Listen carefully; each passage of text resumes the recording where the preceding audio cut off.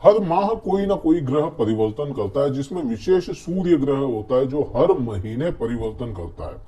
और इसी के आधार पर अपन हर माह का राशिफल या आप कहें कि एक गाइडेंस निकालते हैं, एक गाइडेंस रिलीज करते हैं कि भाई एस्ट्रोलॉजी के द्वारा आपको, ज्योतिष शास्त्र के द्वारा क्या संभावनाएं बन जाती है कि आप कैसे रहेंगे। एस्ट्रोलॉजी को आप बिल्कुल भविष्य का कथन अगर समझते हैं तो ये शायद सही नहीं होगा। एस्ट्रोलॉजी को आप एक गाइडेंस के तौर पे कैरी करें कि गाइडेंस मिल जाए कि हाँ ये संभावनाएं बनी है और इनके द्वारा ही अपन, है ना, ये संभावना ऐसी है तो अपन इस तरीके से रहें, ये अपने कर्म इस तरीके से हो कि अपने ऊपर कोई बुरा असर ना आए।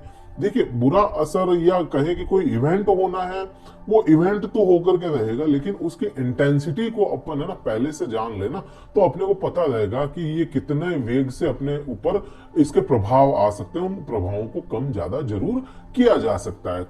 अब कन्या राशि की बात करें कि जुलाई का महीना क्या रहने वाला है या क्या संभावनाएं जुलाई के महीने में आपके ऊपर बन रही है।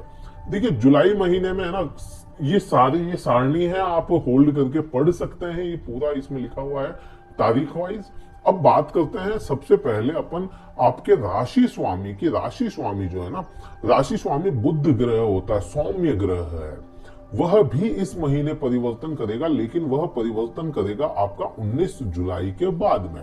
19 जुलाई को बुध ग्रह सिंह राशि में जाएंगे, लेकिन उससे पहले वह कर्क राशि में स्थापित रहेंगे। अब कर्क राशि में है, यहां पे आप देखिए कर्क राशि या चंद्रमा के साथ में बुध के संबंध बहुत अच्छे नहीं है, लेकिन यहां पे अपने को देखना पड़ेगा क्योंकि ये राशि स्वामी है, लग्न स्वामी है। राशि स्वामी अगर 11वें भाव में बैठा है तो वहां पे वह उस भाव के रिजल्ट आपको थोड़े से अच्छे तरीके से देने की कोशिशें करता रहता है। अब यहाँ पे आप देखेंगे कि बुध ग्रह आपके लाभ भाव में है।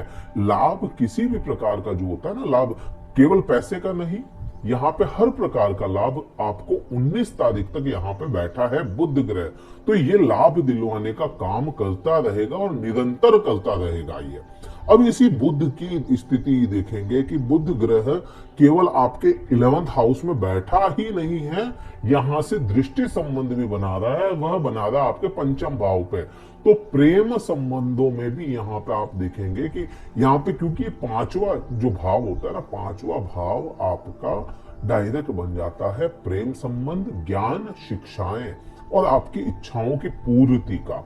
तो यहाँ पे कन्या राशि वालों के लिए अपन ये कह सकते हैं कि क्योंकि बुध की स्थिति अच्छी है और बुध की दृष्टि अच्छी पड़ रही है, तो यहाँ पे प्रेम संबंधों में आपको किसी भी प्रकार की समस्या देखने को नहीं मिलेगी, वो भी 19 तारीख तक। उसके बाद की आगे बात करते हैं। प्रेम संबंधों के लिए सही है, शिक्षा के लिए यह समय सही होगा। आपको ऑटोमेटिक ही मन से ही पढ़ाई करने की उमंग महसूस होना शुरू हो जाए कि पढ़ाई करनी है, ज्ञान लेना है, आपको ये चीजें बनेगी। और इच्छाओं की पूर्ति, जो छोटी छोटी इच्छाएं होती ना, उनकी पूर्ति भी यह बुध करवाता हुआ ही रहेगा आपको।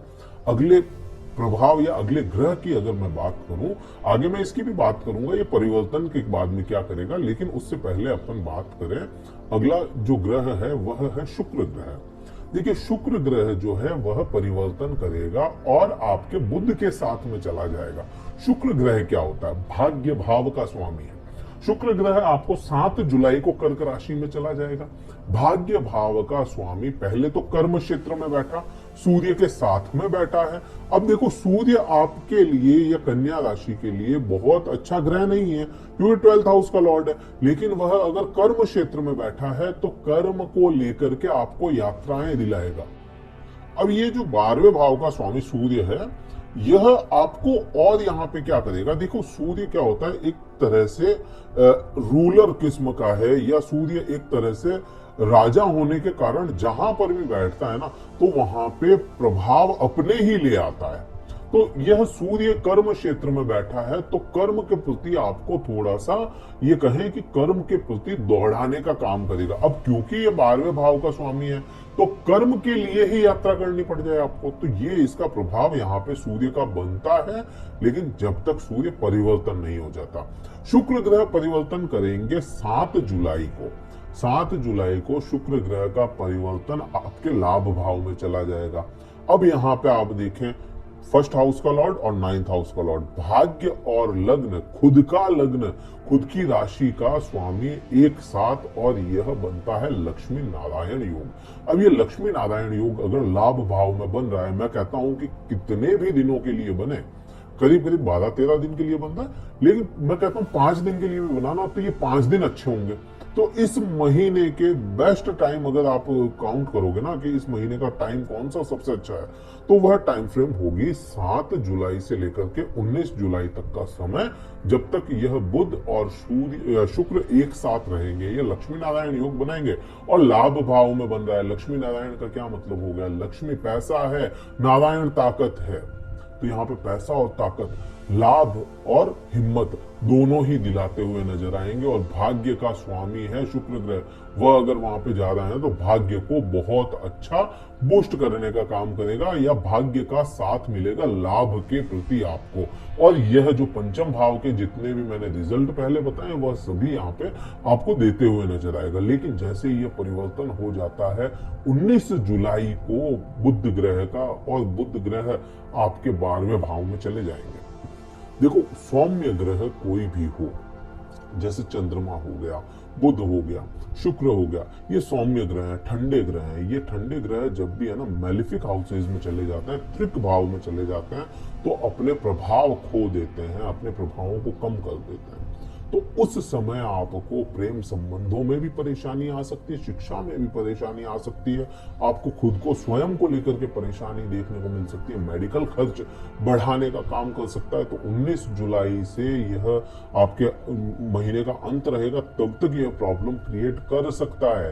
तो उसका विशेष ध्यान रखना पड़ेगा, आपको हेल्थ इश्यूज का ध्यान रखना पड़ेगा, ट्रैवलिंग अननेसेसरी हो जाए आपकी, बुध ग्रह वहां पे जा रहा है, आपको बोलने में दिक्कत आए, या आपकी कम्युनिकेशन स्किल जो है ना बहुत अच्छी होकर के एकदम से टूट जाए, तो यहाँ पे ये प्रभाव आप पे आ सकता है। दूसरा, चमड़ी का रोग आपको घेर सकता है, आपको मुख का रोग घेर सकता है, मुंह में छाले वगैरह, दांत में दर्द इस टाइप का आ सकता है, ईचिंग आ सकती है, आपको स्किन इन्फेक्शन हो सकता है। तो इसका बहुत ज्यादा ही विशेष ध्यान रखना पड़ेगा। एलर्जी हो सकती है आपको, तो इसका ध्यान रखना पड़ेगा। क्यों हो सकती है? क्योंकि शनि की दृष्टि में बुध चला जाएगा, और शनि छठे भाव में बैठा है, हालांकि आपके पंचम भाव का स्वामी है, लेकिन छठे भाव से ये शनि की जो दृष्टि जाएगी बुध पे, और बुध सौम्य ग्रह होकर के आपके त्रिक भाव में चला गया, तो वहां पे यह प्रॉब्लम क्रिएट कर सकता है।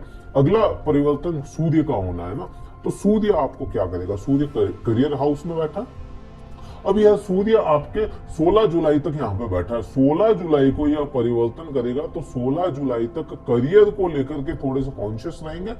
16 जुलाई के बाद में सूर्य जैसे ही परिवर्तन करता है, तो सूर्य आपके लाभ भाव में चला जाएगा, जहां पे शुक्र ग्रह पहले से बैठे होंगे। कुछ दिन के लिए इसको बुध का भी साथ मिलेगा, लेकिन जो अंत के समय होगा, जैसे 19 जुलाई के बाद में बुध ग्रह यहाँ से निकल जाएगा, सूर्य और शुक्र एक साथ रह जाएंगे, तो यहाँ पे आपको लाभ को यह तोड़ने की कोशिश करेगा सूर्य। तो सूर्य आपको यहाँ पे ये प्रभाव देने वाला है। और सूर्य के क्या प्रभाव आएंगे? सूर्य और यहाँ पे प्रभाव अगला जो होगा ना, वह 19 तारीख के बाद ही विशेष बन जाएगा, प्रेम संबंधों को लेकर के, या विद्यार्थियों को पढ़ाई में मन ना लग पाए, या किसी भी प्रकार से। अब पति पत्नी के आपसी संबंधों की बात करें, देखो प्रेम की बात कर ली, सब कुछ कर लिया, करियर की भी बात कर ली, पति पत्नी के आपसी संबंधों के भाव में राहु ग्रह बैठा है। अब राहु ग्रह की स्थिति आप देखोगे ना, तो 9 जुलाई को राहु ग्रह नक्षत्र का परिवर्तन कर रहे हैं, नक्षत्र का परिवर्तन कर रहे हैं। आप देखोगे कि बुध बृहस्पति कहाँ पे बैठा है, क्योंकि बृहस्पति के भाव में बैठे हैं, और बृहस्पति खुद जो है वह वृषभ राशि में बैठे हैं। बृहस्पति वृषभ राशि में, जहां राहु उच्च के होते हैं, राहु को उच्च का माना गया है बृहस्पति वृषभ राशि में, वहां पे तो गुरु बैठे, और गुरु की राशि में राहु बैठे हैं, मतलब यहाँ पे परिवर्तन बन गया है।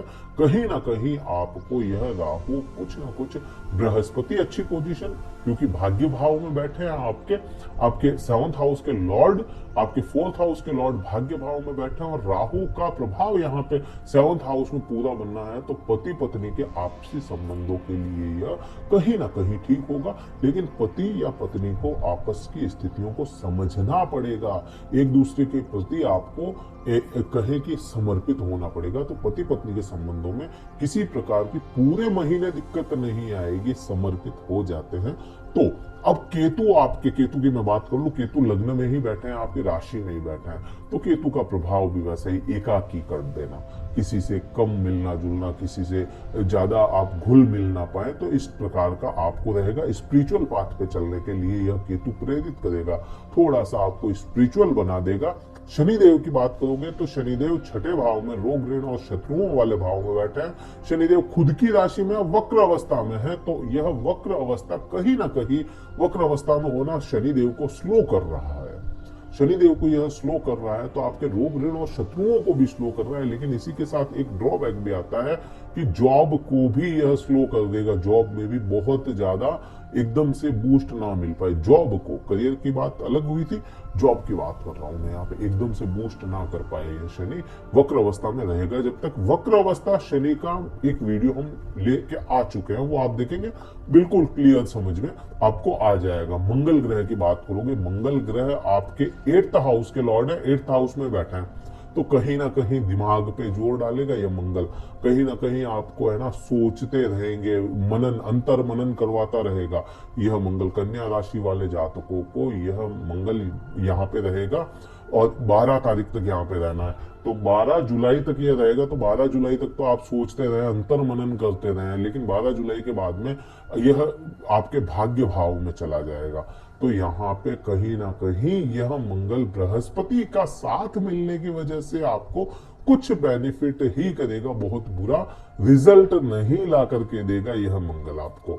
तो इस प्रकार से आपके रहेगा, उल्टा पराक्रम ही बढ़ाएगा ये मंगल, है ना। आपकी डिसीजन मेकिंग पावर को या करेज आपके अंदर थोड़ा बढ़ा देगा। सोशल लाइफ आपकी अच्छी करने की कोशिश करेगा मंगल और बृहस्पति साथ में मिलकर के, क्योंकि सोशल लाइफ जो होती है ना, बृहस्पति को मानते हैं सोशल लाइफ के लिए, तो यह उसमें बूस्ट मिल जाएगा। ये इस प्रकार से आपका एक इस महीने का वृतांत रहेगा।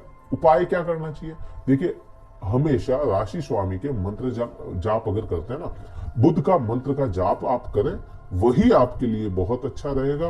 और कोई ऐसी रेमेडीज जो होती है, तो हर कोई रेमेडीज हर किसी के लिए नहीं होती, तो आपको केवल बुध मंत्र का जाप करें। ओम ब्राम ह्रीम ब्रोम स बुद्धाय नमः 108 बार सुबह प्रातः समय करें, आपके लिए बहुत अच्छा होगा।